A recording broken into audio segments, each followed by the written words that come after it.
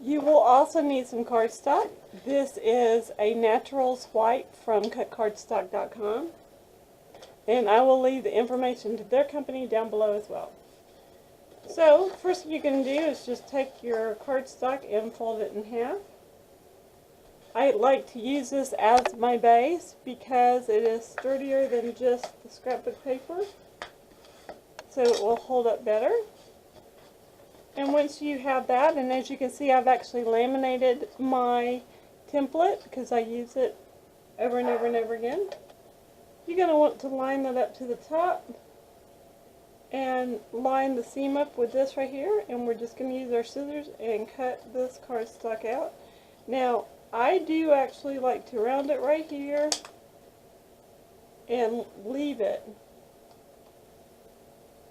It doesn't need to be right on the edge of this paper all the way to the end.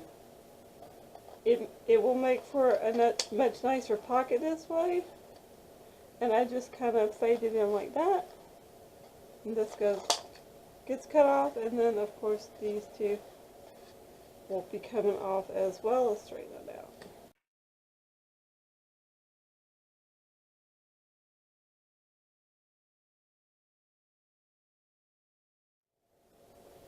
But it does tell us that this is 3/4 of an inch, and we can just measure it to the 3/4 of an inch mark.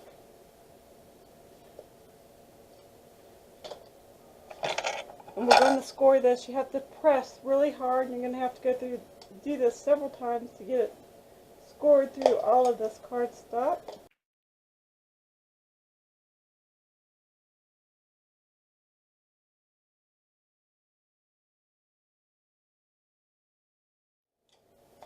I'll be covering this up, but for now, my template tells me that this is 4 3/4 inches this way and 6 inches this way. Before we ever even fold this, we are going to take our designer paper and we're going to choose which one we want, or which ones, plural, we want. First thing I am going to do though is going to cut this to 6 inches, actually 5 7/8 by just under 4 3/4, so that's 4 5/8 if I recall. I can do math. Let's see. It's 4 5/8. Yeah, I'm pretty sure it is. I'm just going to be sure that that fits. Now, before I attach these to my project, I am going to use my bone folder and create the portfolio, or card folio, I guess.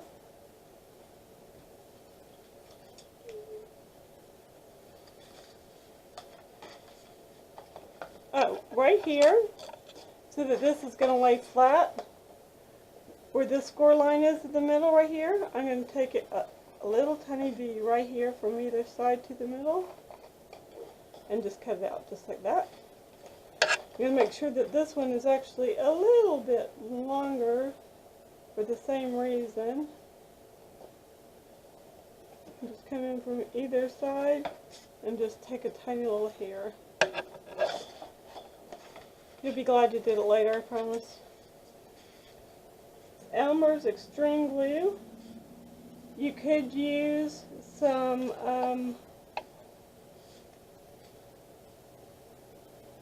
other glue, some craft glue like Simon Says Stamp, like this one. I need to clean the nozzle out, and honestly I don't have time to fool with it right now, so you can use that.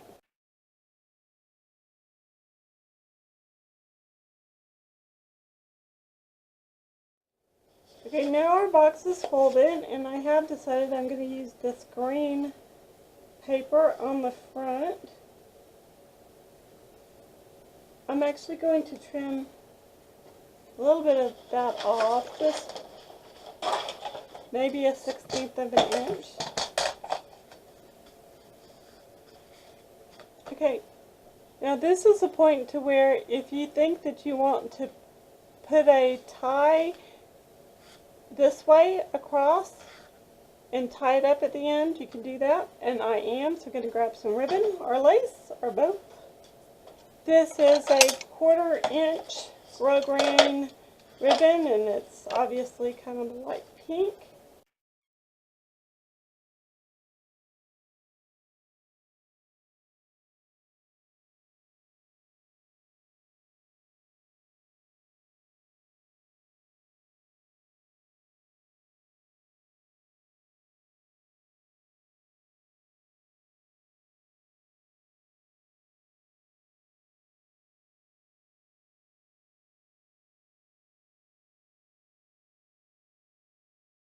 Now these two pieces that I cut are going to fit inside these pockets, and I'm going to use the same green to keep it, fairly consistent.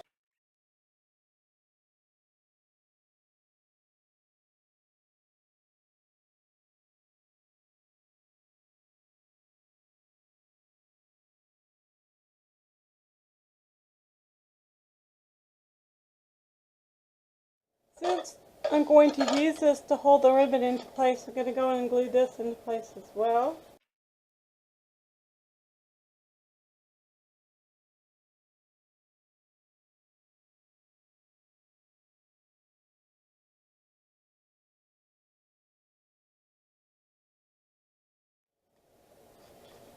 Okay, we're almost done with the folio part.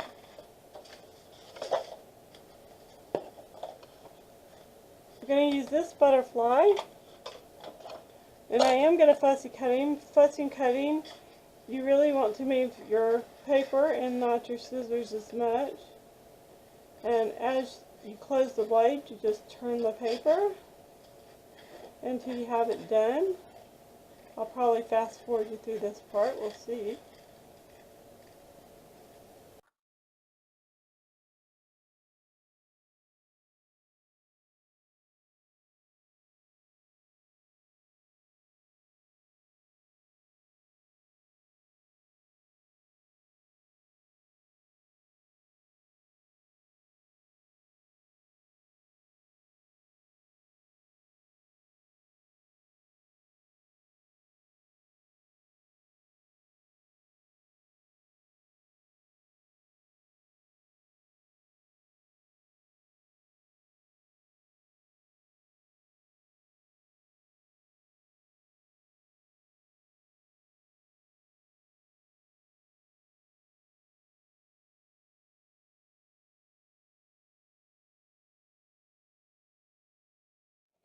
This would be really pretty done mixed media style.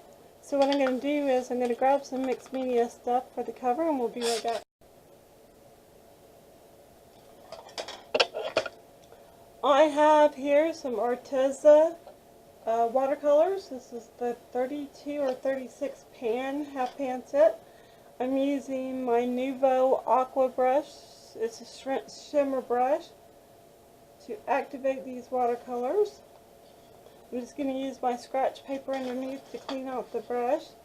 But for this, I just want it to be a little grungy without being muddy. We'll see how lucky I am. And just some random splotches of color. And then just use my scratch pad once again. Clean it off. Since this has sparkle in it, you will see that these are very translucent colors. Price point is so fabulous with these.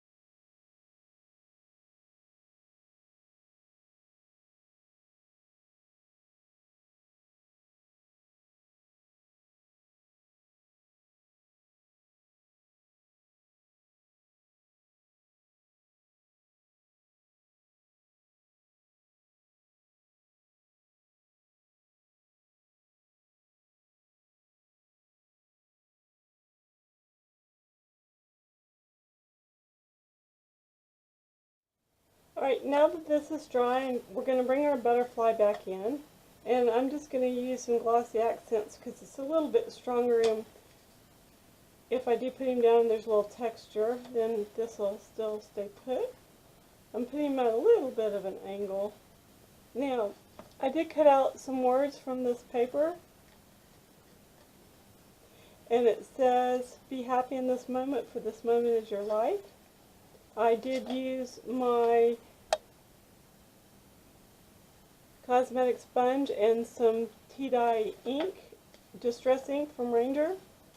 And so that the wings of this butterfly somewhat blend in. I'm going to add a little bit of this white texture paste, just kind of dab it on. It's actually dried up, so just mix a little bit more.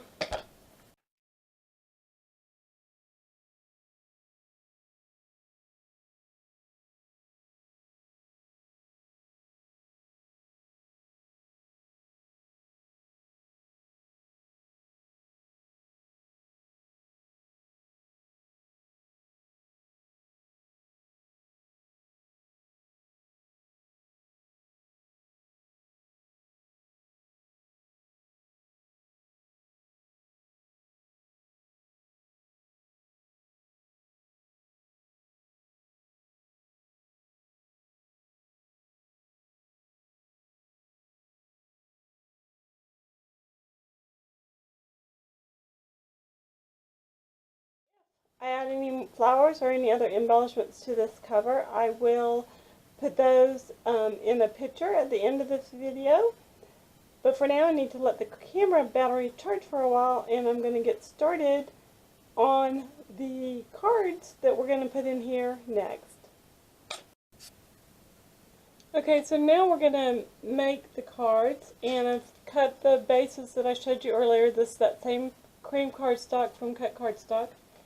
And I went ahead and cut these 1/8 of an inch smaller than the card front, and we're going to put that together. You can use tape once again, or glue. I just happen to have glue still on my desk.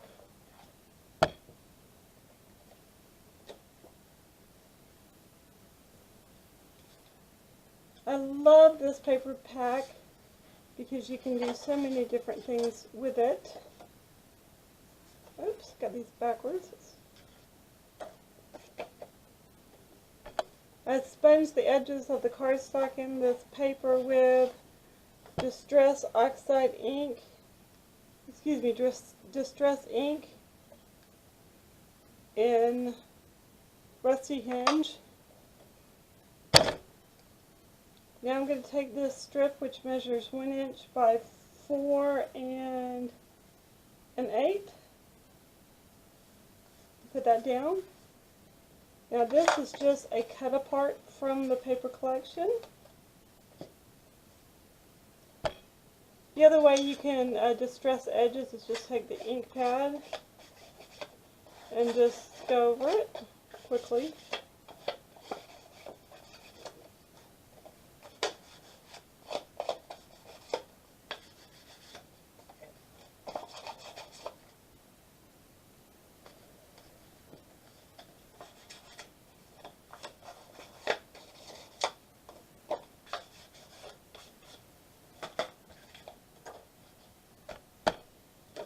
Note card is already sponged with this Rusty Hinge Distress ink.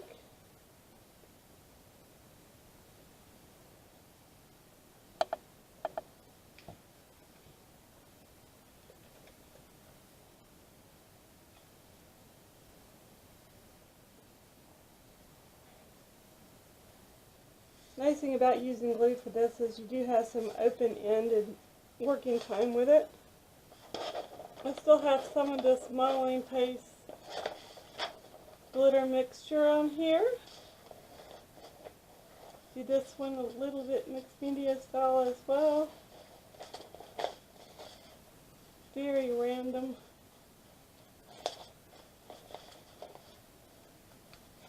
You could even take this like this and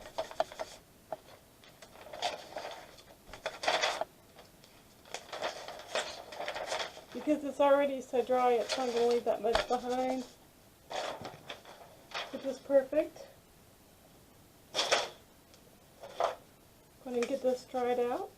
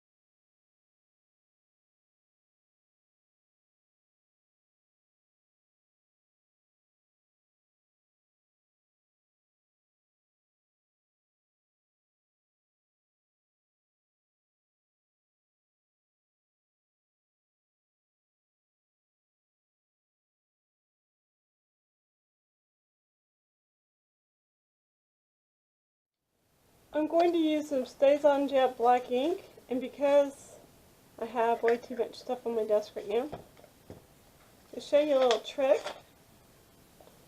I'm using the lid of my Stays-On pad to ink the stamp, and as you can see, it works fine.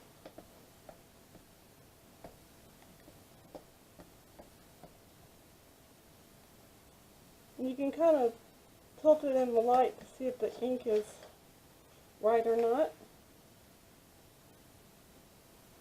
Straight down, walk your fingers over the lid. It's that easy. I know it shouldn't be that easy, but it is. So if you're ever in a pinch and you're like me and you have too much of hot mess, you can do this trick and use it to stamp with. And you could also do it for the inside of the cards. These could be thank you, they could be thinking of you, they could be just because, just a note, whatever you want.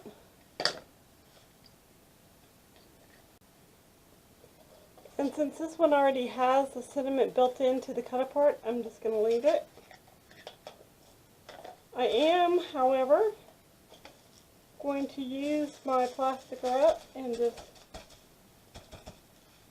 do a little tiny bit of mixed media distressing on these.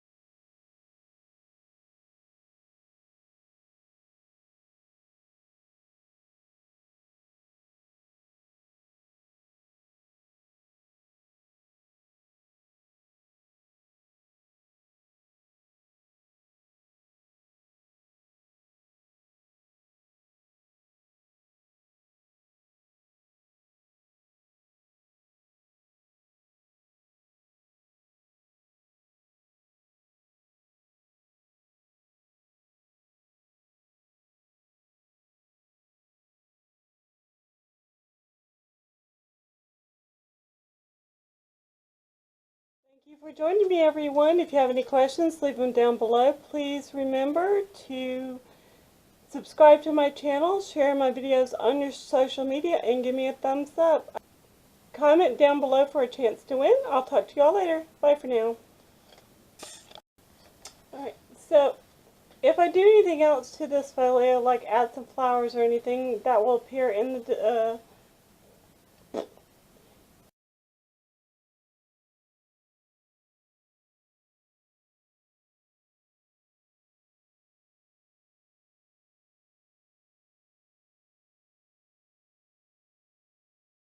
looks at.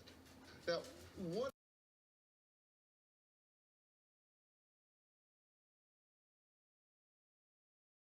Hands and palms.